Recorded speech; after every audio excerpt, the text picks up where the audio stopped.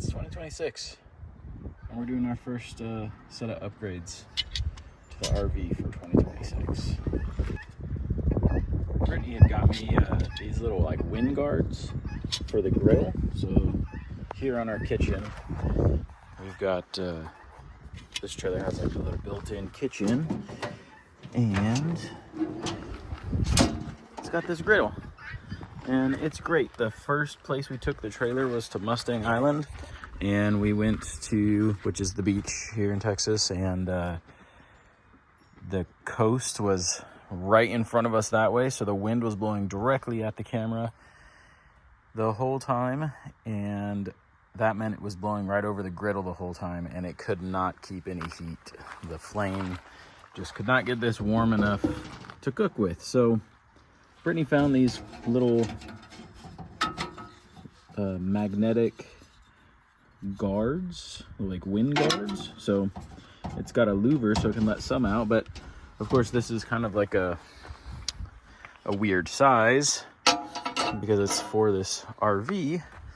So what she bought like should have fit or could have fit or however, but what happened is like where these posts are that hold the griddle up were in the way, like, so what I did was shorten this. So they fit and it worked great, except like this one on the side used to stick all the way out here. And so I finally just chopped them off.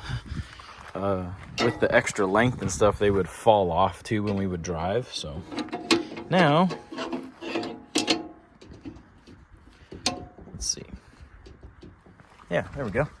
Now they're short enough. They go all the way around. You can see in the back. Oh, I bet you can't see. But they go all the way around. They'll help keep the heat in when it's windy. And now they won't fall off and move when we're driving. Slide this guy back in. Get it locked in there. Yeah, they used to stick out the front out here like this. And obviously they would get hit and bumped and stuff would move around.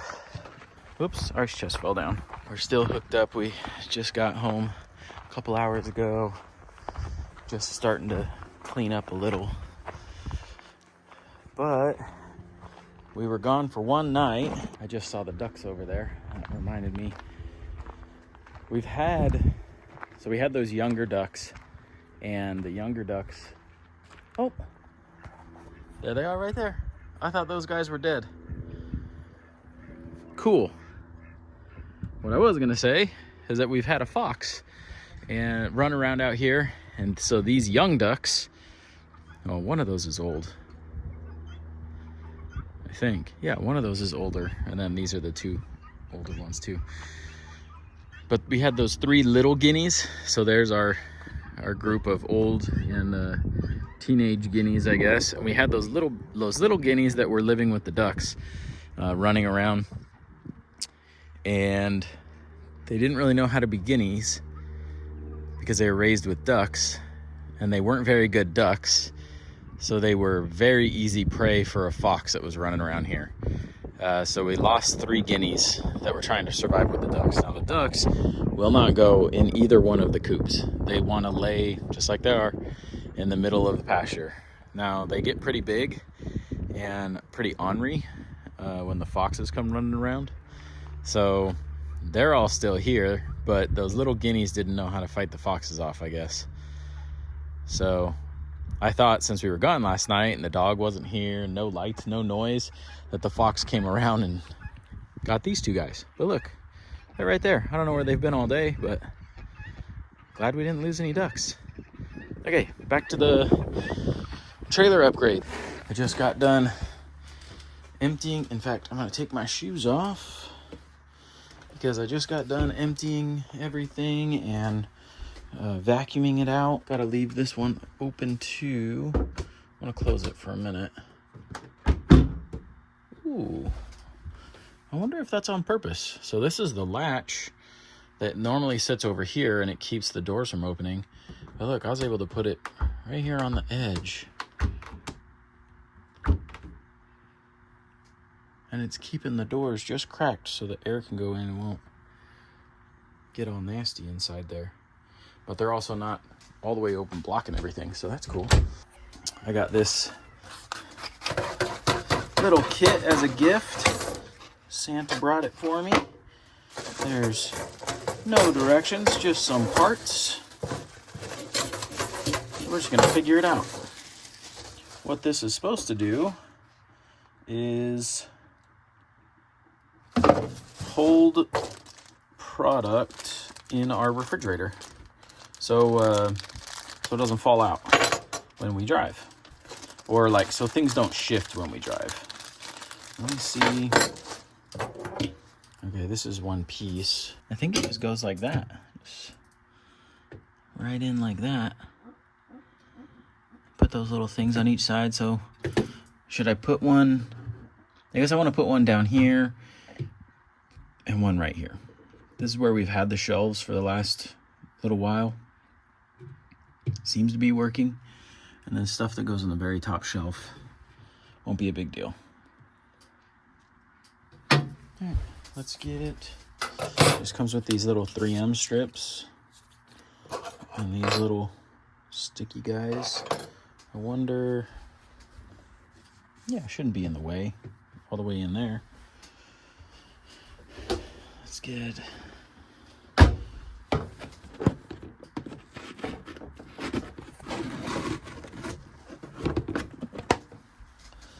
bleach wipe. I'm just kind of clean all over. Now follow up with a paper towel. Dry it off. Well, I changed my mind. So we typically put small containers of Tupperware and sodas and things like that up on this very top shelf. And those are all small and they can roll easily and fall out. Down here, we usually put big giant stuff. So like a huge Pyrex or jugs of water, things like that, which aren't really gonna like shift too much because they're heavier. And when they do move, like usually they've balanced themselves. So when we open the door, like, yeah, we have to push them back in, but it's not a big deal. Up here, this stuff falls into the gap between the door, and when you open the door, you got things just crumbling everywhere, and you can't get your arm in here to catch them and all that. So we're gonna go here and here, the two top shelves. Leave the bottom one. That was pretty easy though. Just stuck the tape on there, stuck that side. I didn't measure, I didn't anything, and pretty happy with that. So it will just like pop out of one side. Then we could load up our stuff and then just drop this guy back in. And there we go. Now it's like not gonna let anything fall out. So here is the part number. I'm sure this is just from Amazon. We've used a different style in our previous RVs. The ones that we had were like spring loaded, I think, actually, and like so the bars would push on each side and hold themselves like under the tension of the spring. I feel like we had, I don't recall, but these are the ones we got this time. Super easy to install, seemingly easy to use. Honestly, the hardest part is getting these little tabs off the double-sided tape. So the double-sided tape comes off the parchment easily, but trying to get the little edge of the red up has been the hardest part. I was gonna record taking that tape off because it was so difficult. I'm telling you, it's the hardest part of this super easy install. And sure enough, that one that I peeled popped right up and peeled right off, no problem. So let's slap it in here. There we are. Installed on both sides. It's not touching. Cool. Nice. All right. 2 upgrades done. 2026 is off to a productive start. I asked, but our friends said they didn't sell stickers at their house for us to add on here. So maybe, you know, it would be funny. Actually, maybe I should design one. Oh, you know what? Oh, that's perfect. They're actually realtors, husband and wife realtor team. And we've done some shirts for them. So I'll have the designers steal the embroidery file, make it a sticker file, then we could add it to our refrigerator of locations we've camped. That would be pretty funny. That would be pretty solid. I like that. Okay, the next one for upgrades, that is, I got these little guys. They're not the best.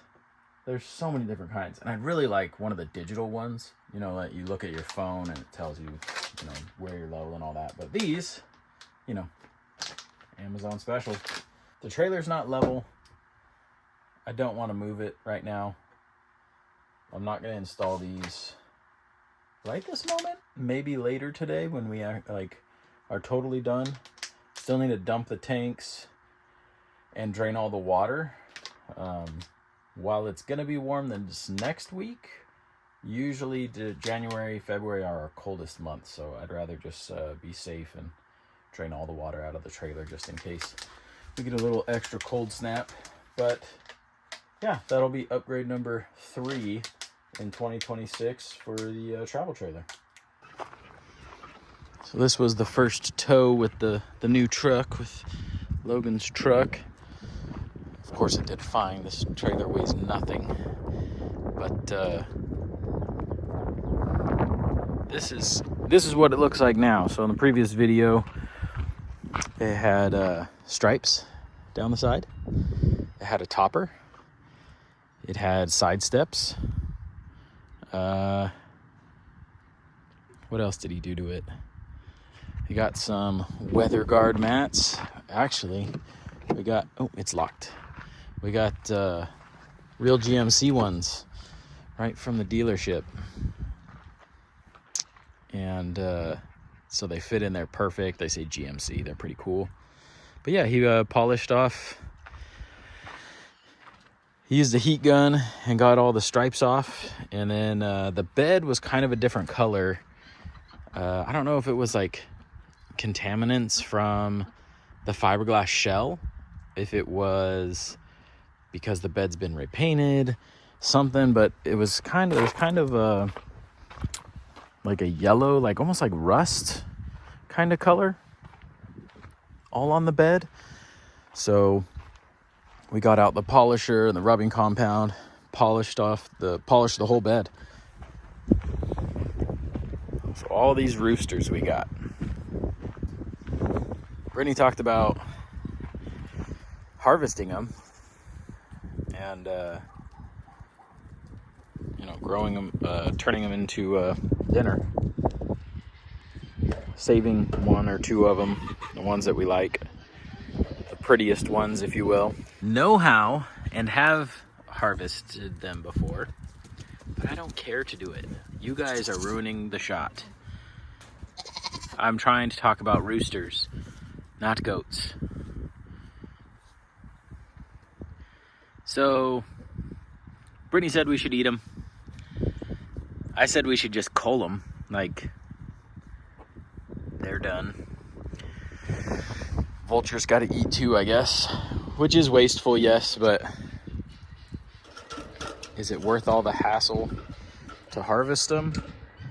That's not using them. That's not being a good steward of what we have, though. It's being lazy.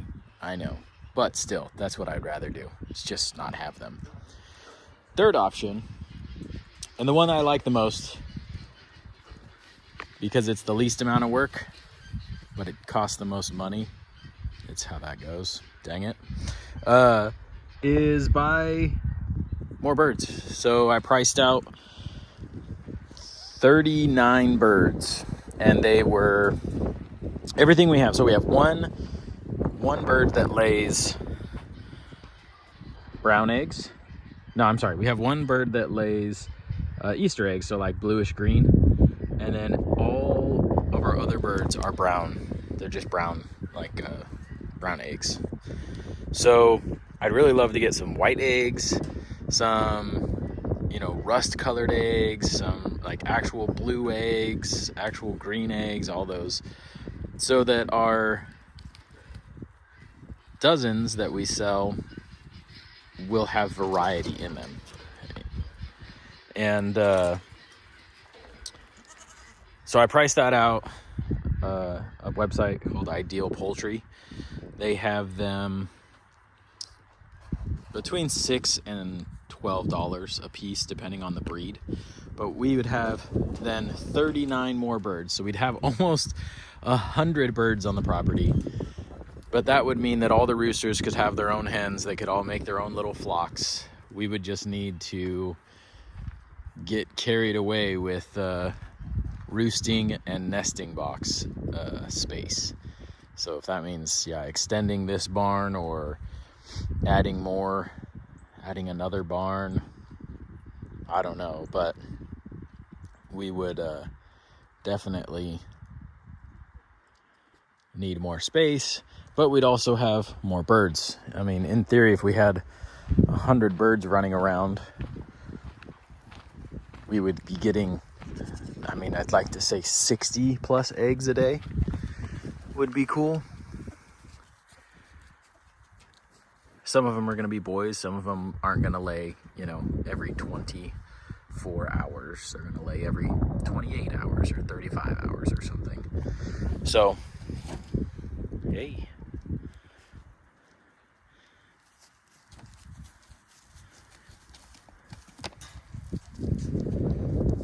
So I don't know, but we also don't really have customers for our eggs. And what am I gonna do with 60 eggs a day? So we'll see. You guys let me know. Would you want to see us process these roosters? We don't need as many as we have. We need a few. We need a couple roosters around. But do you want to see us process these roosters, or should we just buy more hens so we can mix in different colors into our egg production? Or should we sell two hens and one rooster? Sell some starter packs? If I catch these guys, catch a rooster, catch 2 hens, and throw them up online for $10. $10 and you can have a starter flock. Kind of like that idea. I'll have to see what Brittany thinks. Either that or we're buying 40 birds. Nothing in between. Either sell them or buy more. Thanks for watching. We'll see you next time.